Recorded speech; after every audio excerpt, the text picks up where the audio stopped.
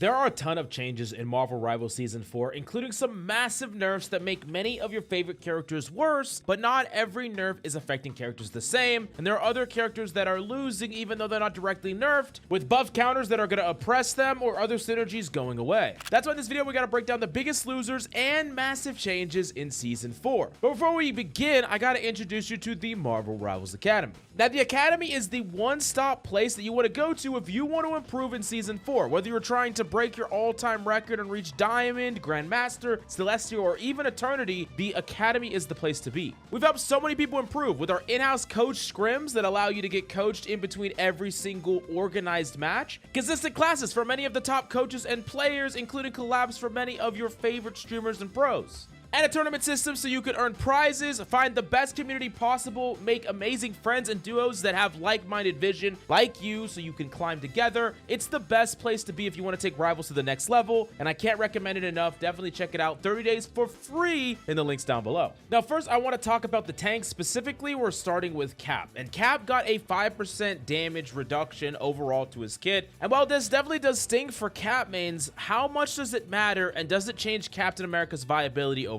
Now, primarily the reason that Cap was strong, especially in high elo when people played him very, very well with team synergy and coordination, is that Cap could be constant pressure that was really hard to interact with, especially from support backlines.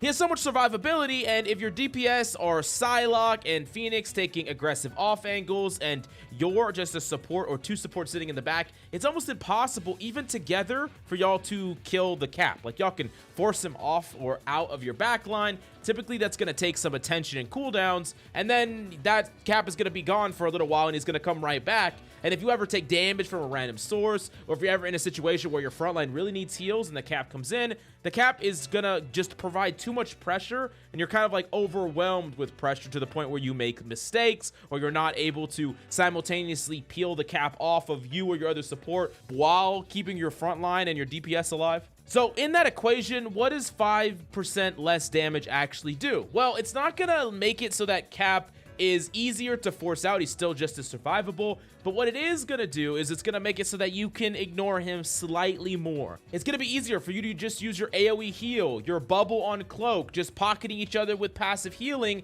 in order to ignore him a bit more. You can't completely ignore him, and he's still gonna be effective, but there's a little more that you can get away with now against the Cap. Now, I'm going to be honest, I think for most players, you're not really going to notice this change. I think pressure is pressure in most ranks. It doesn't really matter slightly more or slightly less. It still feels like pressure all the same. But as people get better and better at peeling, min-maxing, understanding that they could still be under threat by a Cap and still be doing other things if their health total is fine and they're not as afraid of just getting bursted out of nowhere, I think that he's going to suffer a bit more in high elo relative to any other elo. So when he was doing really well in like Celestial plus lobbies, I think that's really where this is going to be felt. It's not going to make him unmeta or terrible or anything like that, especially when Emma is getting nerfed quite a bit, and Cap is still going to be one of the best dive enablers in the entire game, and I don't think that this change is enough to knock him off that pedestal. Now, a character that really will feel the nerfs is Emma, going from 15 seconds on her diamond cooldown to 18 and slower charge on her primary on shield. Let's talk about the second change first. Not getting as much charge on shield really hurts her in two specific matchups, against Magneto and against Strange. Of course, in the mirror, it's going to be a wash, but Strange being buffed simultaneous to Emma's cooldown being more strict, and her just generally building a lot less beam on her shield means that the matchup is more favorable for Strange than it was before. I think like Strange was getting hard countered by Emma before this change, and now it's probably still favored on Emma, but just slightly, like not a crazy amount, just more of a soft counter or a super soft counter. And Emma is going to really have a massive cost when it comes to investing her diamond form, because if you do not get definitive value with that diamond form, you are a massive liability as Emma. Like, I want you to picture playing against double shield. You can't get a grab that actually kills somebody up against it, right? You're playing against Strange and Magneto. You can't get a grab that actually gets you value. And now for 18 seconds, you don't have the super powerful cooldown, and you're not building your beam very quickly because there's just all these shields in your face. I think that could just be a massive cost. Now, I don't want to just completely write off Emma because I still think that Emma is going to be one of the best tanks in the game. And it's not because the cooldown is like not nerfed enough. It's just because the threat of the cooldown is where a lot of power is with Emma. Like, it's not when she's using the cooldown, it's the possibility of using a cooldown. Like in the 1v1 matchup, let's just say you're playing Strange against Emma as solo tank, right? If the Emma walks forward towards you, you almost always have to walk back. Not because she's using a cooldown, but because there's a threat that if you are too far forward, you could be pushed further forward out of position. And that's kind of what Emma represents. She represents constant pressure. She represents the potential to force a misplay or force a kill on you. And that's not really going to change. What is going to change is the value that enemies get from baiting you out specifically. And I think really disciplined, smart Emmas are still going to be able to succeed, but bad Emmas or Emmas that were making massive mistakes before, those mistakes are going to be bust wide open and be extremely apparent, and you're going to feel that more than ever. So basically the divide between good and bad Emmas has increased. I think that's overall a good thing, but Emma is still going to be strong in the meta in the right hands. Now, the third thing I need to talk about is Black Panther, but also Hulk. We'll talk about them both simultaneously because they directly tie into one another. So first, Black Panther did receive some pretty massive nerfs. He gets less bonus HP when he hits his marked dashes, and he also just has less base HP in general at 275 instead of 300. And these are just pretty massive nerfs to the character because he's going to be able to just get bursted a lot easier with just like random burst pieces of damage. CC, he's just not going to be able to survive through. He's going to have less sustain overall throughout a fight if he's dashing through a whole bunch of targets. But the compensation that Black Panther gets is with the Hulk team up. Like that Hulk team up really enables Black Panther, and I think it actually makes him stronger than he was pre-nerf here if you have the synergy. But that's where I kind of got to bring Hulk into the mix. And one of the reasons he's a big loser is because he once again gets a team up with a character that is going to be strong with the team up, but also very frustrating in general. Like Black Panther has been this character that a lot of people have just banned across the board, across ranks. And I think that here, Black Panther is actually not going to be the character that gets banned anymore. It's going to be Hulk. Because if you ban Hulk, then you get a actual weakened Black Panther with no synergy. You get to remove the Namor team up, and then you get to get rid of a pretty powerful, probably A tier tank all in one. Like the value proposition on a Hulk ban is almost too great, especially when there are some other characters that you like Emma, right? For instance, that got nerfed, and there are less characters that might demand a ban in your mind. I'm not saying that that's true. I'm just saying the perspective coming out of these ban changes are Hulk is like just massive value, 3-for-1 value, and he's going to be on the chopping block as getting banned when they don't have something to ban. So basically, in a world where Black Panther and Hulk both get through and they're both good, I could just imagine like a flanking Namor diving Hulk with a Black Panther that gets bubble being atrocious. And for the most part, I think that Hulk players are going to get banned at a really high rate, just without their character really getting any better, just because of Black Panther. So unfortunate Hulk mains. Now, the next character we got to talk about is Psylocke. Is she out of the big three? The big three being Phoenix and Torch, two characters that didn't get nerfed like at all. Two very, very powerful characters that did not get nerfed, which is just crazy. But Psylocke did, and she was undoubtedly in that conversation as one of the top 3 DPS. Is the nerf where now her return shuriken damage goes down from 12 to 8, is that a big enough nerf to knock her out of the big 3? Is she still a top 3 DPS now in, you know, a season 4 world? One of the notable things about the change in damage is she can no longer one-shot a 275 HP target with the combo. That's really relevant because like Luna is 275, and there's like a lot of supports that are 275, a lot of DPS that are 275. That's a big deal, but like most people weren't playing the character perfectly anyways, but there's just like less of a margin for error in general and less overall damage in general with the combo. So even if you were playing Psylocke at like a perfect level, she's gonna be worse. Once again, it's like the situation where there's so many things or ways to mess up the character in lower elo, and there's so many mistakes being made that a small change like this or a targeted damage change like this isn't really the thing that's gonna like knock you out, right? It's not the thing that's gonna make you good or bad. Like Psylocke's timing, engagement, ultimates, this is all more important. But as you climb higher and higher, it's like really getting these very small advantaged fights and like executing your combos on supports in the perfect time.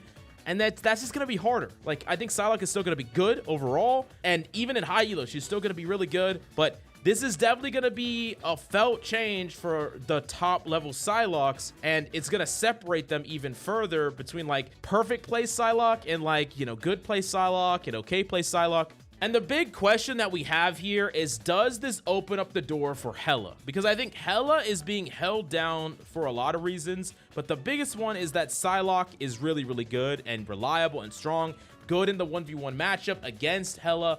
And Jean is also extremely good, but in the actual one-on-one matchup, Hela does have advantage, especially if you're both aimers. Hela has a better one-on-one dueling potential, and in a world where there were no hypermobility characters that were meta, then I actually do think that Hela would still be better than Psy. Like, Psy gets a lot of benefit because she's better against divers, she's better against characters that are trying to chase her, better against characters that are forcing her out of positions. Then Hela is more mobility, more life gain, more health. But in the 1v1, Hela shines. And of course, in like the flying matchup against torches, Hela shines. And I do think that with Psylocke being worse, there are going to be more windows of opportunity for Hela. So does Hela take her spot? I don't really think so, but I do think that Hela is more in the conversation. Instead of Psylocke, Torch, and Jean all being like this definitive top 3, now it's like definitely Jean, Torch as the top 2, and then I think there's probably like 3 characters that you could consider in the next, you know, bottom 3 of the top 5 that are like definitively not as strong as the top 2, but still really good. Now, I did want to mention Squirrel Girl because Squirrel Girl gets 10 less damage in her primary with every single shot, and the reset is now going to be 15-second cooldown instead of 10. They did compensate with like a right click or an alternate fire that does a little bit more damage, but you're going to get less of those because you don't have as much resets, and that's not really where most of the value came from Squirrel Girl. It mainly came from just getting free kills and free damage and free picks and free pressure with her primary.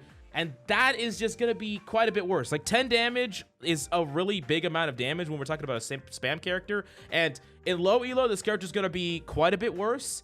And in high elo, I think this character is going to be like borderline unplayable. I think this character had moments before where they were reasonable in high elo, and maybe you could justify a couple of those. But with less reset, I mean, less resets overall, 15 seconds on that cooldown, and then just less spam, there's really not a big reason to play this character over some of the other options like Moon Knight or other spammy characters. So I really think that for, you know, low elo, less of a threat, still going to be reasonable, still going to be good. High elo, unplayable. But in low elo, the main character that you're going to have to really worry about now going into season 4 is mainly Penny, with the buffs to Penny's ultimate especially. Very, very difficult character to deal with. I think on low elo, I think in console, you're going to have like a really rough time with Penny. But don't worry, I actually have a video that I'm writing right now where I talk about how to counter every single character, from Black Panther to Squirrel Girl to Flyers. If you need the book on how to counter those things, definitely subscribe to the channel. Make sure to turn on notifications so you don't miss out on that video, because it's going to be a banger.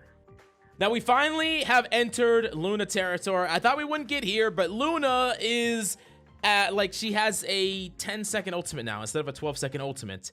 And yeah, that's a really big deal, because I think like competitively, directly, I think Luna ultimate in some cases, or more cases than before, a lot more cases than before, it's going to be a worse ult than Cloak ult. It charges slower, it doesn't last as long. There's a lot of reasons to like Cloak ult more, but I really do think that you can't write off Luna ult. I still think Luna ult is better than the buffed Invisible Woman ult. Still gonna be a really strong ult overall, because she's still hard to kill, and she still has damage boost combos, which, if we haven't forgotten, Namor damage boost with Luna, Phoenix damage boost with Luna, kill like invisible ults and Cloak and Dagger ults pretty reliably. Even a Bucky being damage boosted in, even like just damage boosting random abilities and things like Magneto ult, there's a lot of upside with that. And I really do think that players are going to be like, oh, Luna's dead. But if you're setting up combos with Luna, the ultimate is still as good as it ever was. I mean, it's, for all intents and purposes, you're still going to win the team fight. You're still going to be able to break through the mirror of defensive ults. And yeah, it's still going to be good for the character. Basically, if you were good at Luna before and you were getting a lot of value out of Luna outside of just like looping your ults, as long as you try to set up offensive uses of Luna ult, you're gonna be fine. As long as you're setting up the combos, as long as you're still ulting, like squeezing the ability or squeezing the ultimate and trying to ult later than the enemy ult. Like as an example, they cloak ult in, you back up, you give space, you pop Luna ult when you absolutely need to instead of right away to mirror because you're trying to lengthen the time. You do all these things, Luna's still going to be really good. And I don't think that people should just stop playing Luna and just pick up Cloak and just pretend Luna's terrible, because I think she's actually still most likely the second best support in the game. Minimum. She might still be the best, but I think she's undoubtedly at least the second best support in the game still, even after this nerf. But the real cost here is Loki, because Loki got hit hard. He got hit really hard. In fact, way harder than Luna. Maybe not deserved, but this is all the changes to Loki. Loki now only does 80% clone damage and heal. So his clones, 80% on the damage, on the heal, which is going to nerf his overall damage by quite a bit. I think it's probably going to end up being like a 16% damage and heal nerf, maybe a 15% when you have both your clones up, and that's terrible. Like, that's just like really, really bad. The character was definitely good, undoubtedly good. He had a massive win percentage, and he really made up for a lot of the weaknesses of Luna when they were played together. But this is going to massively make it so that his ultimates are really expensive. It's going to make it so that he just generally has less heals to keep a comp alive in a 2-support comp or 2-support setup, less damage for playmaking. And then also the ultimate time pre-activation after copy and the time after you use the ultimate that you got to stay as the character, that's minimized, which doesn't really matter all that much, but it does give him a little bit less flexibility and more margin for error a lot of times. This all kind of combined really does hurt Loki, like quite a bit. I think that Loki is gonna be quite a bit weaker than he once was, but I want to make it clear here, this character is still gonna be strong. Like, players often misevaluated just how strong Loki was as the character that was picked at an above 40% pick rate and high elo, but still had nearly a 54% win rate. The character was winning a ton, like a crazy amount, being picked a lot and winning a lot, way outside of any other character. The character was really dominating in high elo. And even though overall his effectiveness is going to be quite a bit nerfed here, and his ultimate charge is going to be quite a bit nerfed, not to mention you can't just copy Luna anymore when Luna ult was so good. So there's a lot of bad here, but there's a lot of good to Loki too. He still has multiple ways to get out of jail, so to speak, with the teleport, with an invis and a teleport, and most importantly, a totem that is legitimately the most powerful single cooldown in the entire game. So it's undoubtable that Loki is still going to be a solid pick, but the real question is he going to be as good as the alternative? So let's just say that Luna is still playable and Cloak might be the best support in the game. We could have Luna Cloak backlines. We could have Luna Adam backlines. We could have maybe a triple support backline with Loki, but having just a Luna Loki backline, I think that as a whole, you're going to be weaker to being dove. You're going to be less able to rely on your support ults. You're not going to build them that quickly on Loki, and they're not going to be as impactful. So the most powerful backline duo, I think, is going to be harder to sell. It's going to be harder to play. And I think that Loki is mostly going to shine now in triple support more than before, where having less heals and damage isn't going to be as big of a deal, and there's not as big of a burden to build your ultimate incredibly quickly. So, you know, you could have a Loki Mantis Cloak backline as an example. You got some really powerful utility in there. You have a really fast to build ultimate in Cloak, and then you're going to build your Loki after the Mantis and the Cloak ultimate. I think that's probably more reasonable. And then you could like enable something like a Groot and you have the synergies. Like, Loki is still gonna be good. He's still gonna be playable. But I think before he was arguably a top 1 and 2 support and always the best thing to play with Luna. And now it's getting a bit dicey. And the king of supports has kind of fallen down a couple steps. Now, if you're really, really amazing at Loki, you can definitely still make him work. You can definitely still play him, but the players that were, you know, really taking advantage of him to get to the highest ranks of play, because there were so many players in top 100, top 200 that were dominating with Loki, I think they might look elsewhere in a lot more situations than they were before. Now, the last character I want to talk about as a big loser in Season 4 is not a character. It's actually an entire genre of characters, and it's just mobility-heavy characters versus Bucky. Like, I don't really think players quite understand yet what this Bucky buff does with he no longer allows movement abilities after his uppercut for 1 second. Whether you're a Hulk, a Cap, a Venom, a Spidey, a Magic, a Black Panther, anything with mobility, you lose the game versus a good Bucky. Like, just straight up, Bucky is your raid boss. And this is, I think, gonna push people further towards playing poke. Like, they're gonna just play more Hellas and more Phoenixes and more long distance damage dealers instead of trying to fight versus a Bucky, or they're going to just try to ban Bucky and he's going to be on that ban list. But I do think that you need to be hyper aware of just how strong this character counters you now. Like, before, I really think Bucky was only like a soft counter, and now he's a mega hard counter for you.